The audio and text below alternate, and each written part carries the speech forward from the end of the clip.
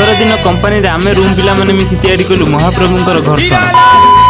तो हाँ सांग माने जागर दिन आम मंदिर बुलाबुली कर आसला जेहेतु आम आज उपास करूँ आम चिंता कलु घर्षण करूँ आ घर्षण फलमूल आम काली नहीं आसलु तो आम आउ डेरी न करी समस्ते काम लगी पड़ू। प्रथम एठी संजय बाल्टी पानी भर्ती कर नहीं आसला देन आम आउ डेरी न करी फल गुड़ी को पानी भेजे देलु आम रूम रे थिबा हैंड मिक्सचर ग्राइंडर रे क्षीर कदली को ग्राइंडिंग कर देलु आ एपटे मु नडिया गुड़ी को छोट छोट करी कुचैबारे लागि गली देन एपटे घर्षण रे स्वाद अनुसार चीनी ढाली आ मु नडिया कुचै सारी डालिम छड़ेबारे लागि गली आ एपटे छुआ को आफेल काटुला आ मानिया अंगुर दउतिला आ हां एई घर्षण रे आमे सब प्रकार रो फल पकेइथिलु एपटे चुंगल साइड रे बसिक अपेक्षा करतिला केतेबे कोना रेडी होबो